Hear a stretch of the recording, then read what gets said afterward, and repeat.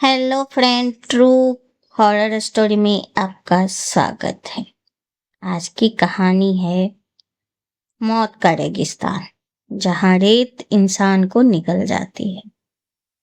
राजस्थान के एक सुनसान रेगिस्तान में एक ऐसा इलाका था, वहां जाने से लोग डरते थे क्योंकि वहां रेत जिंदा थी। गांव वाले उसे मौत का रेगिस्तान कहते थे। कहा जाता था कि जो भी उस जगह के पास जाता वो कभी वापस नहीं आता था। लेकिन शहर की एक बड़ी रिसर्च कंपनी ने उस जगह पर खुदाई करने का फैसला किया। उसे उन्हें लगा कि रेगिस्तान के नीचे कोई कीमती खनिज छुपा है। टीम में 5 लोग थे: राहुल, सीमा, डॉक्टर अजय, कैमरामैन इमरान, उनका गाइड भीमराव। भीमराव उस रेगिस्तान का सबसे अनुभवी आदमी था। लोग कहते थे उसे रेत को आवाज तक सुनाई देती थी। लेकिन जब कंपनी वाली उसे लेने पहुंचे तो उसका चेहरा डर से सफेद पड़ गया। उसने धीरे से कहा, उस तरफ मत जाओ साहब, वहां कुछ है जो इंसान को पसंद नहीं करता। राहुल हंस पड़ा, भूत प्रेत जैसी बातें हम नहीं मानते। भीमराव चुप हो गया। उसे पैसों की सख्त जरूरत थी। घर पर बीमार माँ थी और ऊपर से कर्ज। मजबूरी में वो टीम के साथ चल पड़ा। अगली सुबह चारों तरफ से रेत थी, न कोई पेड़, न कोई आवाज, सिर्फ हवा। भीमराव ऊंट पर सबसे आगे चल रहा था। उसका ऊंट बार बार रुक रहा था, जैसे उसे आगे कुछ महसूस हो रहा है। भीमराव डर गया। उसने पीछे मुड़कर कहा, गाड़ी रोक दो, आगे ठीक नहीं लग रहा। लेकिन तभी गाड़ी अपने आप तेज होने लगी। ड्राइवर ब्रेक दबा रहा था, लेकिन गाड़ी रुक नहीं रही थी। सीमा चीखी, राहुल, ब्रेक काम नहीं कर रहे हैं। गाड़ी रेत पर फिसलती हुई तेजी से आगे बढ़ने लगी और फिर अचानक जमीन में धंस गई। रेत गोल गोल घूमने लगा, जैसे नीचे कोई विशाल कुआं खुल गया हो। भीमराव ने पहली बार वो चीज देखी, रेत का मुंह जो जिंदा था। एक ऐसा गड्ढा। गाड़ी धीरे धीरे उसमें समाने लगी। अंदर बैठे लोग चीख रहे थे।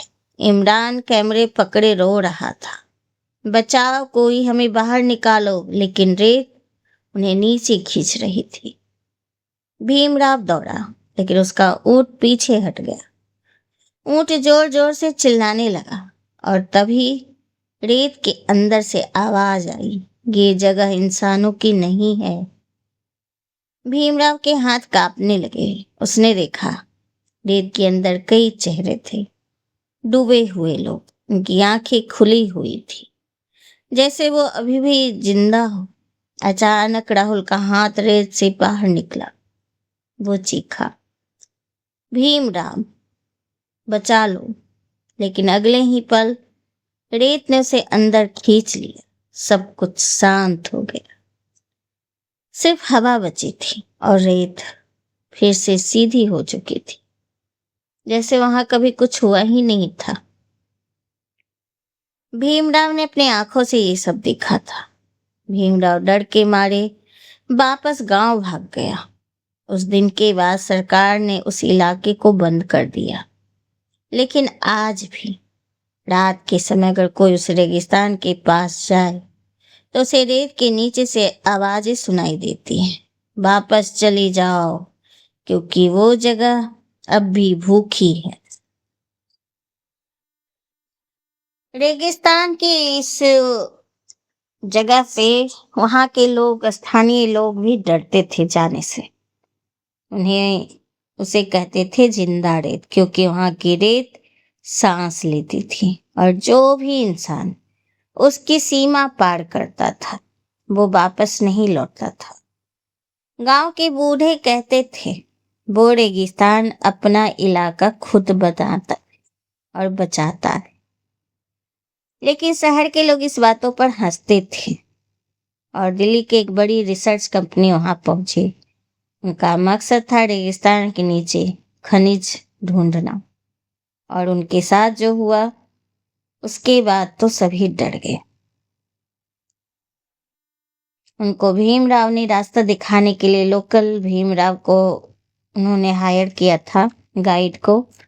लेकिन उसने जो बताया कि सारी की सारी गाड़ी उस रेत के अंदर अपने आप मुंह खुला और उसमें समा गया। लोगों को इस पे विश्वास नहीं होता। सच बताए तो हम भी साइंस वाले लोग हैं, भूत प्रेत में विश्वास नहीं रखते। लेकिन कुछ ऐसी चीजें घटती है जिस पे सोचने के लिए लोग विवश हो जाते हैं।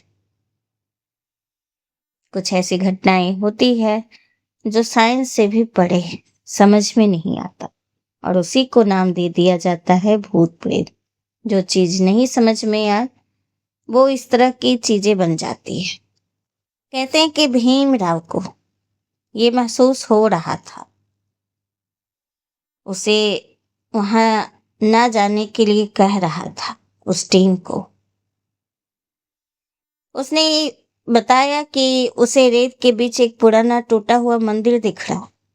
मंदिर आधा रेत में दबा हुआ है। दीवारों पर अजीब निशान बने थे। रेत को मत जगा, उन दीवारों पे लिखा हुआ था। भीमराव का कहना था कि उसे ऐसा फील हो रहा था कि जैसे कोई रेत पर धीरे धीरे चल रहा।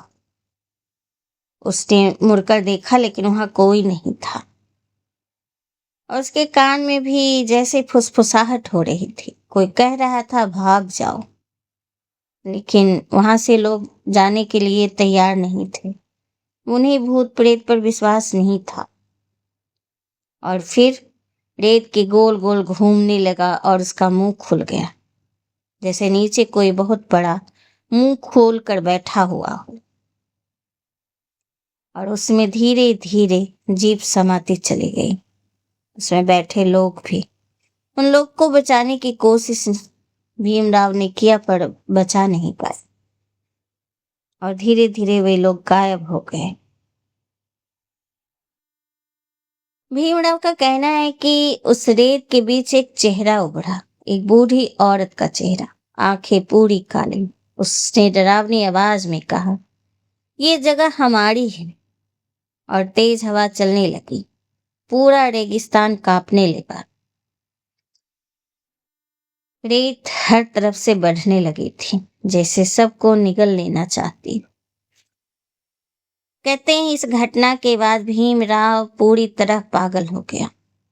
उसे अब भी फुसफुसाहट की आवाज आती है, उसे चीखे महसूस होती है। उसे लगता है कि रेत से लोग उसे पुकार रहे, मदद मांग रहे, बचाओ बचाओ। और आज भी उसको वो आवाजें सुनाई देती हैं। उस घटना के बाद भीमराव बिल्कुल ही पागल हो गया। तो कुछ अनसुलझे रहस्य होते हैं जिसके बारे में पता करना बहुत ही मुश्किल है। तो दोस्तों, आपको ये जानकारी कैसी लगी हमें ज़रूर बताइएगा। अगर आपको ये सुनने में अच्छा लग रहा हो तो प्लीज़ हमें सब्सक्राइब कीजिए, लाइक कीजिए और मेरी वीडियो को शेयर कीजिए। Thank you.